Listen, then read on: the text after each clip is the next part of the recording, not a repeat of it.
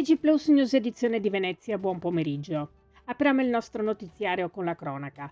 Nel pomeriggio dell'8 maggio, nel centro storico veneziano, i carabinieri di Venezia e Santa Croce hanno dato esecuzione a un'ordinanza di applicazione della custodia cautelare in carcere nei confronti di un 21enne italiano. Nel pomeriggio del 7 maggio i militari erano intervenuti presso un esercizio commerciale del centro storico su segnalazione ricevuta dalla locale centrale operativa, poiché il giovane era stato notato mentre si appropriava di alcuni prodotti in vendita senza pagarli. Dopo averlo individuato e fermato a seguito di perquisizione personale, i carabinieri avevano rinvenuto nella sua disponibilità la merce non pagata che è stata contestualmente restituita all'avente di rito.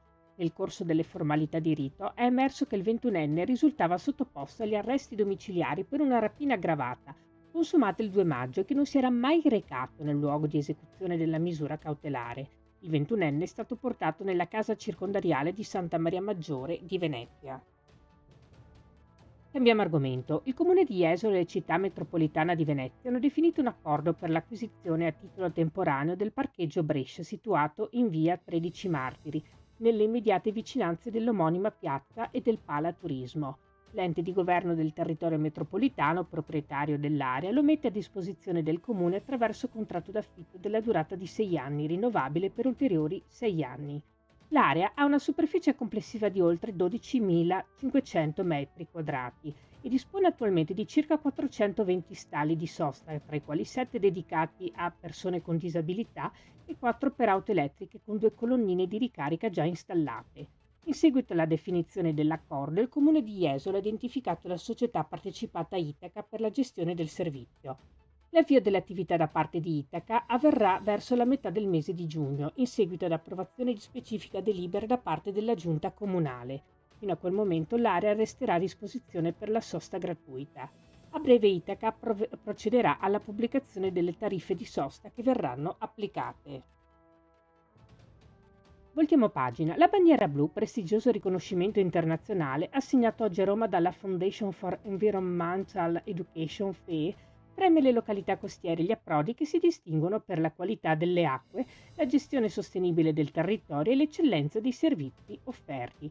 Per l'edizione 2025, la 38esima dalla nascita del programma, sono 246 le località rivierasche e 84 gli approdi turistici italiani che potranno fregiarsi della bandiera blu.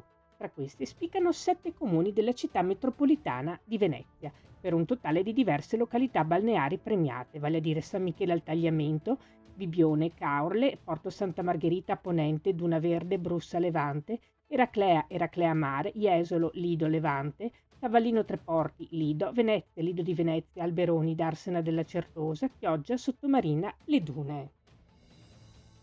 E dopo il successo dello scorso anno, il 105 Summer Festival torna a Venezia venerdì 13 giugno, confermando Parco San Giuliano come una delle tappe più attese del tour. L'energia della musica live e l'entusiasmo del pubblico hanno reso la serata del 2024 un'esperienza straordinaria, spingendo Radio 105 a scegliere ancora una volta la città lagunare come cornice per uno degli appuntamenti principali dell'estate 2025. Il cast presente al Parco San Giuliano e le modalità di prenotazione saranno rese note nelle prossime settimane. L'annuncio è stato dato oggi a Milano con la conferma di 5 grandi eventi gratuiti dedicati alla musica del momento. E si chiude qui il nostro notiziario. Grazie per essere stati con noi. Arrivederci.